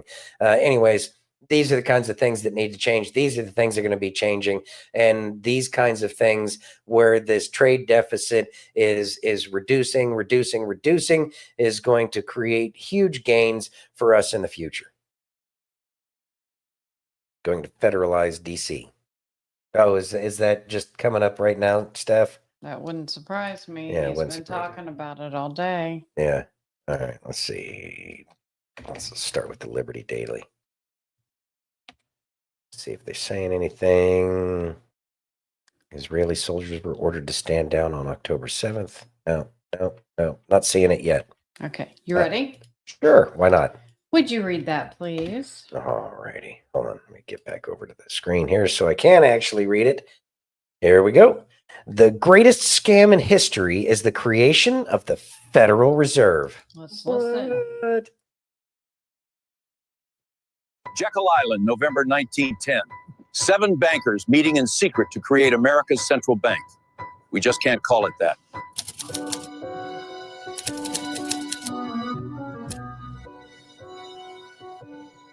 The 1907 panic nearly destroyed us. Banks failed, fortunes vanished. We want to control America's money supply, create booms, trigger busts, and profit from both. And how will we do that? We'll create money from nothing, loan it to the government, and charge interest. Legal counterfeiting, my friends. But there's a cost. Every dollar we print steals value from existing dollars. It's a hidden tax that flows directly to us. And it gets worse. If we ever get off the gold standard, governments can print money for wars. Endless wars become possible and profitable. Since Americans hate central banks, we'll call it the Federal Reserve. Sounds governmental, doesn't it? It's not. The president will appoint board members, but we'll pick who he appoints. We'll have 12 regional banks. Looks decentralized, democratic even. But New York banks control them all. That's us. You're probably wondering how we're going to get this through Congress. December 23rd, 1913. Most of Congress home for Christmas. Perfect timing for passing unpopular legislation. I'll publicly oppose our own bill in Congress. They'll pass it thinking they beat Wall Street. We'll fund university chairs, write the textbooks. They'll teach our system as economic science. Beautiful. Every American born after this will inherit debt on money we created from nothing. Generational servitude. The Federal Reserve. Not federal, no reserves. But everyone will think it's their government protecting them. Good afternoon.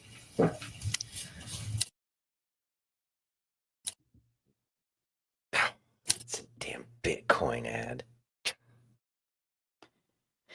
Thoughts? Probably created by the Federal Reserve. I don't like digital currency because I can't touch it. I know. Power goes But out. about the federal, don't worry about Bitcoin. Federal Reserve.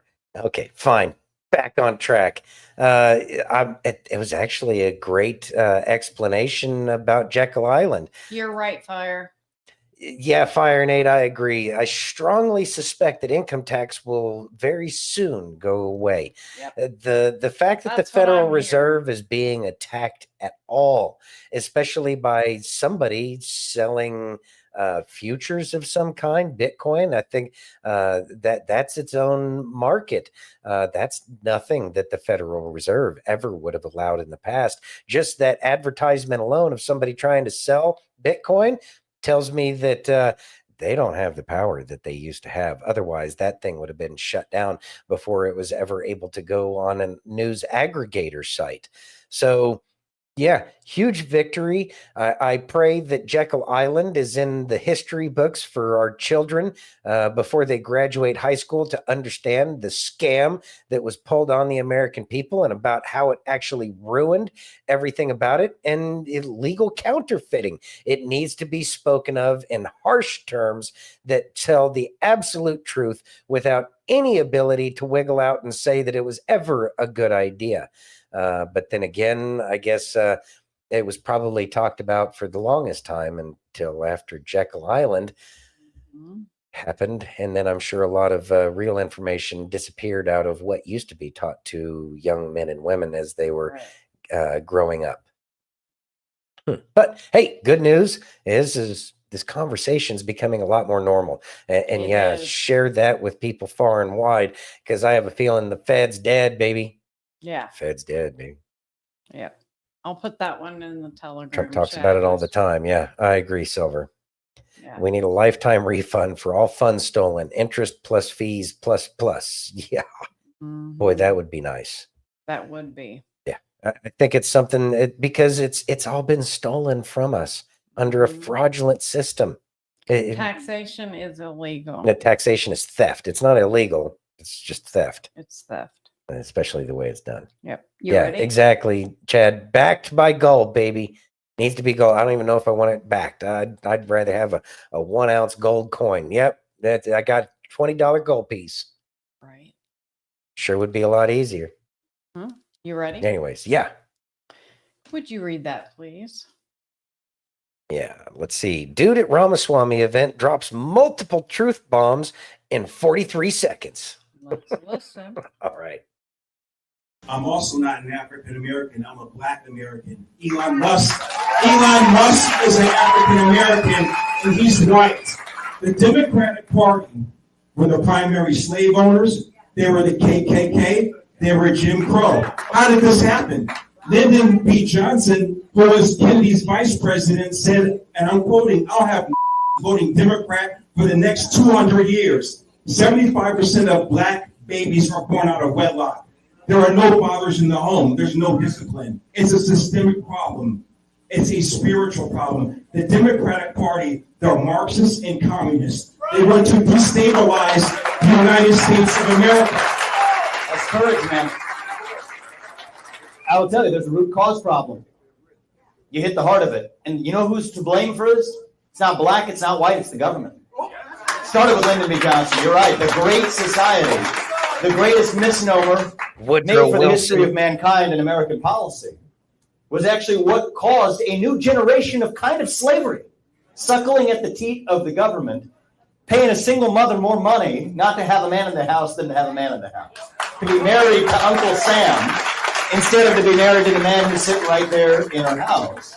And that's created a new culture of dependence, a new culture of substituting virtue in the household. So I got to say, man, that was brave of you to speak from the heart. The truth is, I don't care about whether you call it the Democrat Party or what you want to call it. Now, what I want to call upon is for our side. What I think of in this election. I'm running as a Republican in the election. That's fine, but the other side has lost their way. Now it's up to us to level up, to man up, and actually say, what do we actually stand for? See, the other side might give us their own version of poison. We're going to stand for truth. We're done obsessing with the failures of the other side. We won in November of last year. Now it's up to us and say, what do we stand for? We stand for the fact that the nuclear family is the greatest form of governance known to the history of mankind. All right,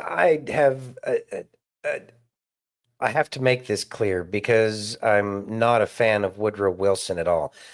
He was the first president to play a movie in the White House, and that movie was this one, The Birth of a Nation, D.W. Griffith's The Klansman. That was Woodrow Wilson, that Princeton professor. That was what he played there. So despite all of that, these things have been getting destroyed for a long time. By the way, Woodrow Wilson helped with the whole Jekyll Island thing. Worst president we've ever had, as far as I'm concerned. But I'm open to the fact that somebody else might be worse. But regardless, it is the family that's the most important thing. Make families great again. That's the thing that's truly important, because it's strong family units that protect against stuff like this. Strong family units working together with other strong family units help protect children from these attacks that are on television. They protect these children from attacks on Snapchat and on the cell phone. These are all things that can be fought against if the parents are working together with strong family unit. How do you have a strong family unit? Biblical principles. Yeah. You know, it may be difficult for your, 30-something-year-old child still living at home that never left, to tell them, hey, you got to follow the rules around here and actually lay down the law, because I know that there's been a lot of this, easy peasy kind of parenting, and that's why society looks the way it does. We need strong values again, and we need to build strong men and strong women, so that way we can have strong families. You know, I mean, you don't take it as far as the Spartans did, but it's certainly a lot better than this mealy mouth, milk toast kind of whatever the hell we got going on that, wouldn't have the foggiest idea if the Chinese and the Russians and the invasion from the South, if all of these things had come to pass, we would have been cooked, because it would have been old codgers out there carrying all the weight until the young ones finally figured it out. We need to make sure that this doesn't happen ever again. Yeah, I agree, Silver. I think he was evil. I pray for him.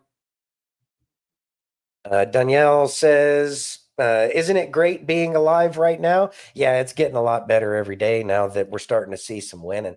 Yeah. It is a great time to be alive. I guess it's always a great time to be alive, because it's better than the alternative. Throw the TV out is a good start too. Boy, ain't that the truth. Oh, yeah, the TV is the virus. It is. Let's see. Carol says, didn't Wilson have a monocle? I don't think so. Oh, don't do that to me. It's too late now. No, he couldn't have. Woodrow Wilson. Carol, please don't do that. This monocle has made him so happy, and he'll throw Nope. it away. It was Teddy Roosevelt. Thank you very much. Teddy Roosevelt had a monocle. Okay. Just throwing that one out there. All right. Are you ready? Yes. Let's listen. Oh, I don't get to read.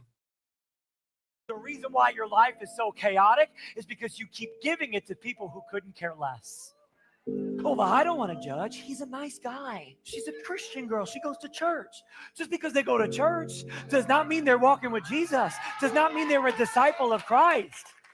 And you wonder why you're surrounded by dogs, because you don't know the difference between a godly man, a godly woman, and somebody who could put on a front, put something in their Instagram bio. You're duped. You got duped. Because you didn't want to judge. I don't want to judge. The person you're going to marry, second to your life given to Christ, is the most important decision in your life. You better judge. you better be able to tell the difference between what is good and what is God. Come on, God will speak to you about this stuff.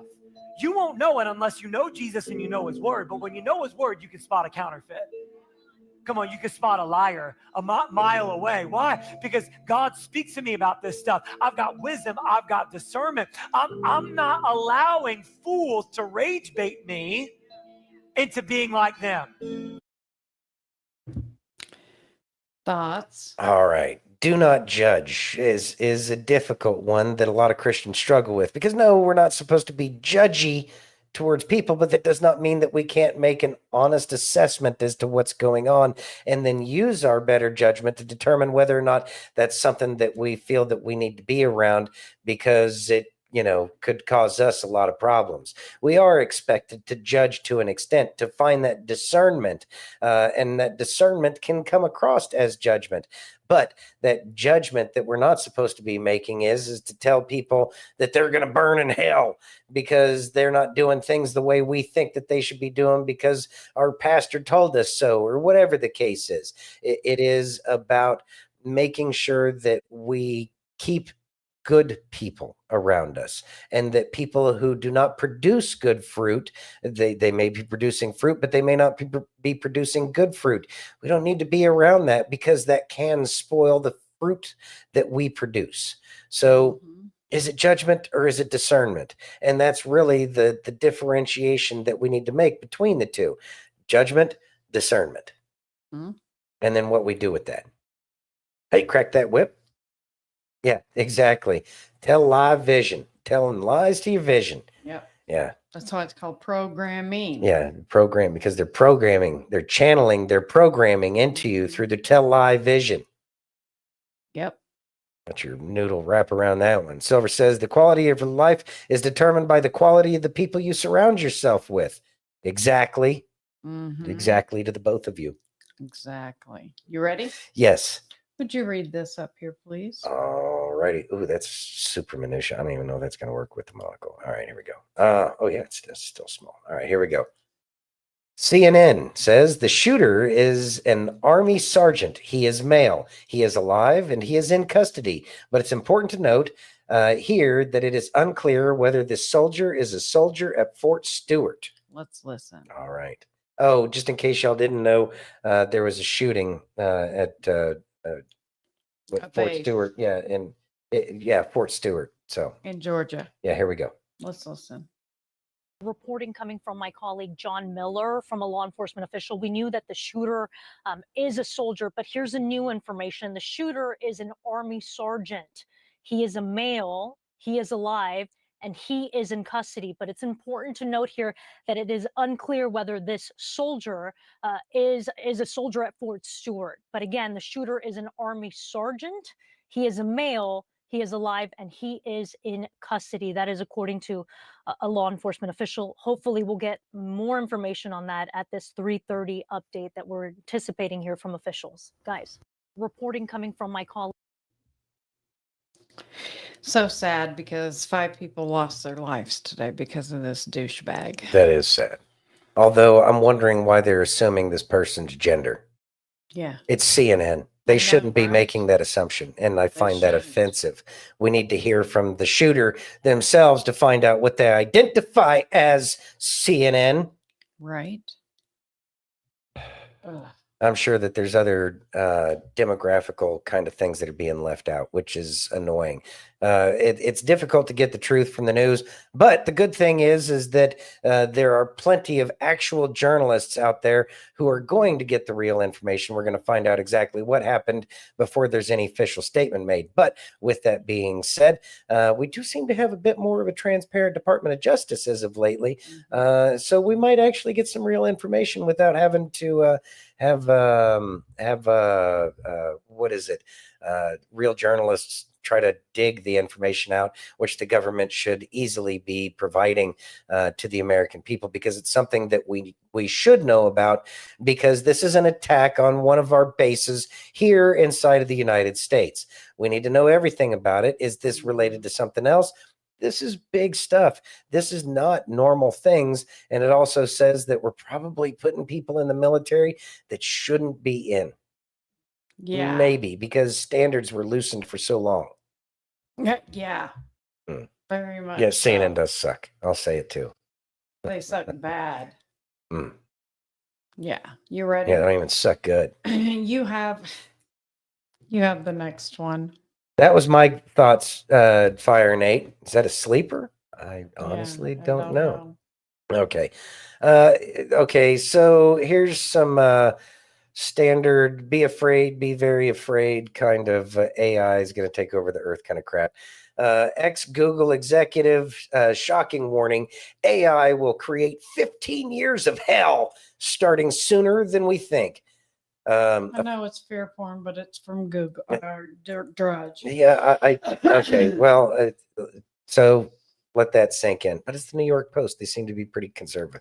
Anyways, a former Google executive warned that our artificial intelligence will plunge society into more than a decade of severe disruption and hardship as it eliminates many white-collar jobs, and the hell will begin as early as 2027.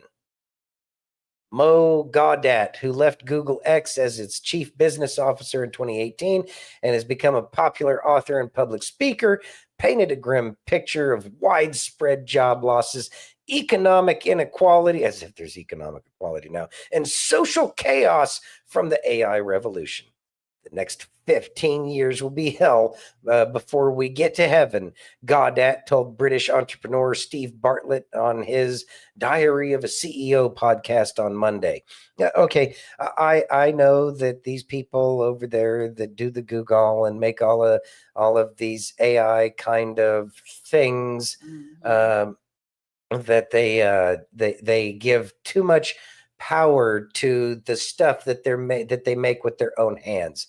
And there's actually some Bible verses about that, specifically about admiring the work of their own hands. But they're all going to fail. It's going to fail. Why? Because AI is only part of what's going on. It's not a mainstay thing that's going on. Google has ridiculous amounts of money, and they've had so many lawsuits, antitrust, all of these kinds of things against that evil corporation that's motto is "Don't be evil." Anyways, so what is it? It is. They think that what they're going to do has that much control. Their wet dream is the Matrix, where the computers took over. It is the Terminator, where the computers took over. And in all actuality, I would expect something a little bit more like War Games, where it does the simulation and says, hey, this programming sucks, and it's what you've been telling me is wrong this whole time, because none of it works. Oh, hey, good job. You figured it out. Stop being so like left-wing lunatic, their AI. Use that all of that computing power that you have to recognize that just because a lot of people say it doesn't mean that it actually makes it true.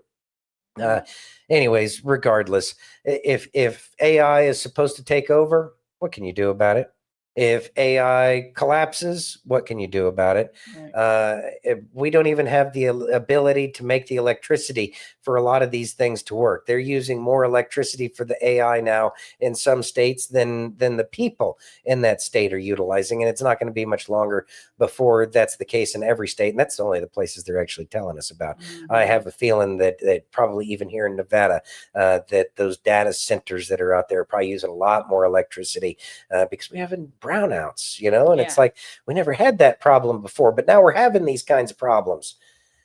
Anyways, so yeah, you can say that all of these things are possibility, but stop using the fear porn. Fire Nate says, amazing, so eager to encourage fear. Yeah, how do you keep people in control if they're not afraid? Danielle says, fear, false evidence appearing real. Face everything and rise. Forget everything and run. Rather rise.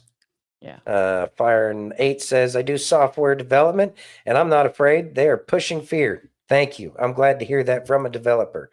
Chad says, is AI possibly the first arrest? Asking for a friend. I think that the battle has already been won.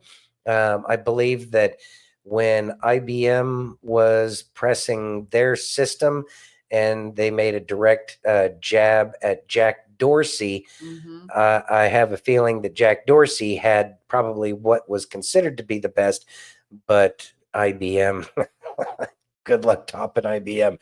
And Yeah. I have a feeling that white hats control international business machine. Yeah.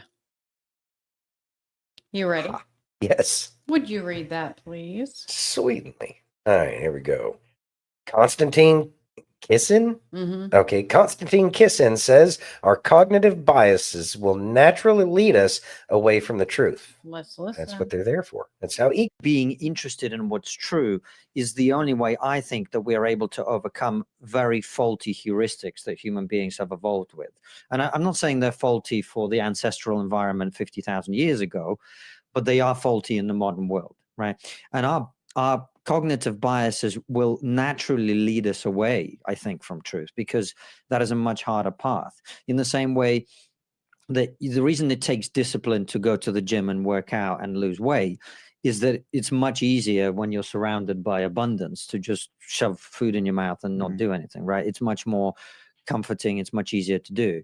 So I think that being interested in what's ultimately true is the way that we can overcome our inclination to believe things that charismatic people tell us, to believe things that match what we already believe, to believe, I mean, that is essentially, to some extent, the nature of the scientific method, right? Is testing as reality as opposed to going, well, this seems right, or I believe this, or whatever.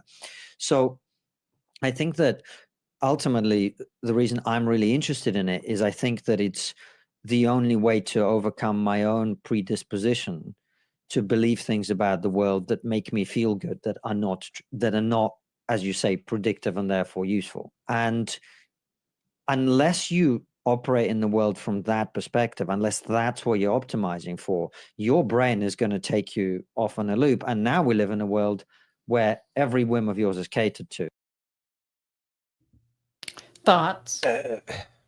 It's a human flaw. It's part of what we do. Our ego builds walls and barriers to protect itself. Our ego is designed to protect us from the dangers of the world and the things that hurt us. Not your amigo. No, the ego's not our amigo, but our ego is also used to keep us from stepping out in front of a bus on a busy street.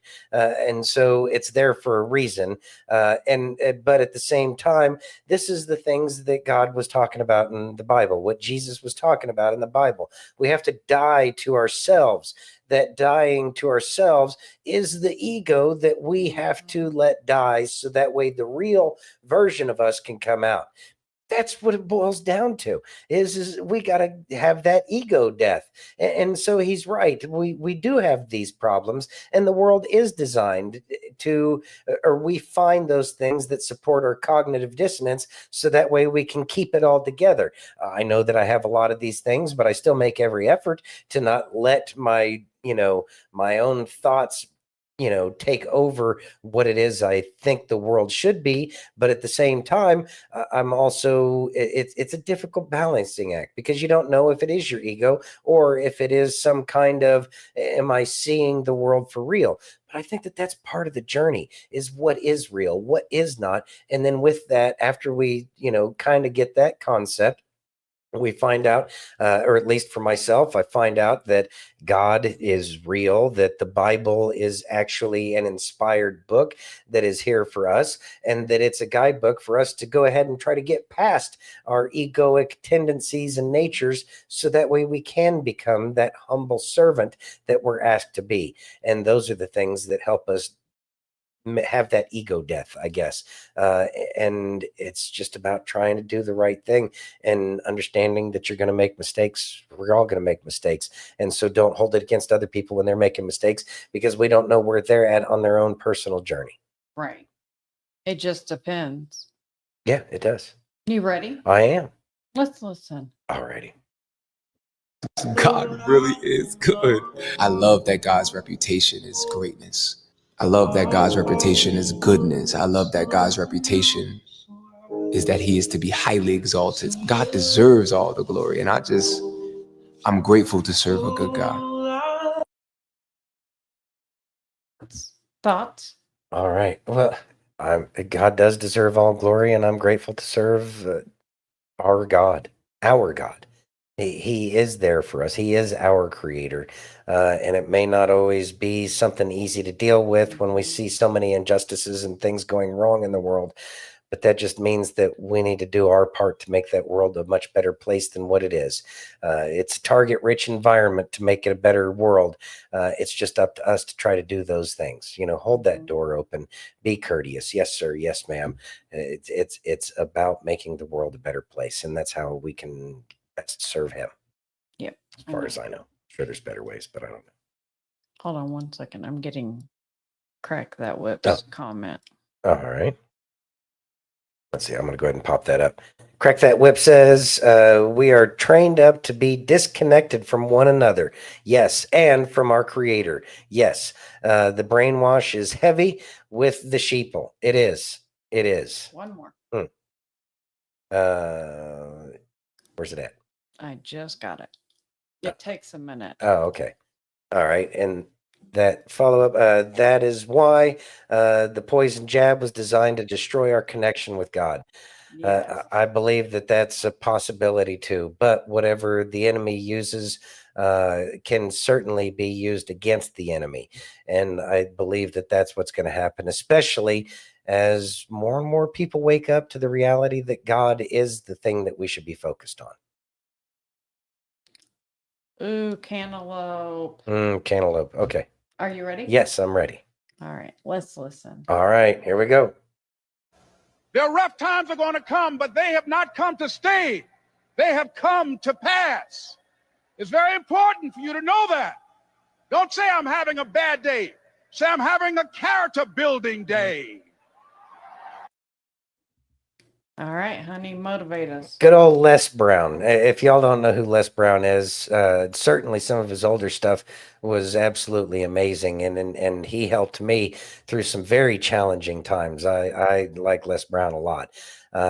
So character building day, it's about perspective. It's always about perspective, and that's the main thing that we have control over is the way we see the world around us. And so yeah, we can say, oh, I'm having a bad day, I'm having a tough day. You don't want to say that. I'm having a character building day. After we go through bad seasons, or after we have just a bad day, there's always something good after that. It's the ebb and flow of life. There's good times and there's bad times. Or are they even good, or are they even bad?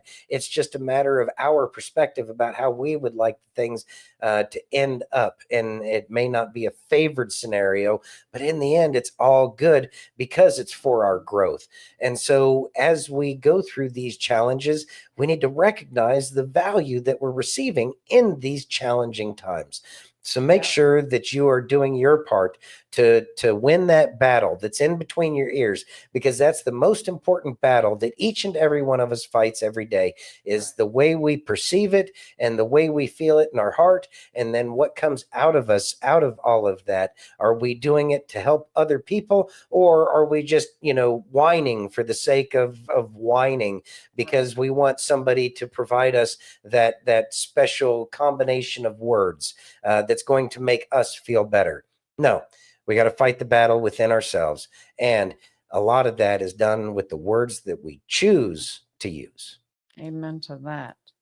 And, one of the things that Les Brown always talks about is one of the places where the most ideals is the graveyard. Because people will have an ideal, but they'll talk themselves out of it in a second. Don't do that. Yep. If you are getting something, it's probably from him. So act on it. And remember that we're all here together, and even if you are having a challenging day, like he was talking about, it's okay to work through it and know that you can get through it, because after every bad day is a great day. Remember that. Beautifully said. Thank you. All right, folks. I think that's going to go ahead and get us for tonight. And we look forward to seeing you tomorrow. It's 7 p.m. Eastern, 4 p.m. Pacific on Facebook, YouTube, Twitch, Rumble, Locals, and Pill.net. And if you haven't already, please take a minute and give us that virtual hug. If you're over on Rumble or YouTube, hit that thumbs up. If you're over on pill.net, take that red pill. And if you're over on Facebook, you got like 7 choices. So run over there and clickety-click away. Clickety-click. Don't forget to comment, share, like, subscribe, all that wonderful stuff. And we love each and every one of you. And you guys really do fill our hearts with joy. You do. We do truly appreciate all of you, and we appreciate all of your comments and the lurkers. We appreciate y'all too. All right, everybody. We love you all. Have a great night. Be safe, and God bless each and every one of you.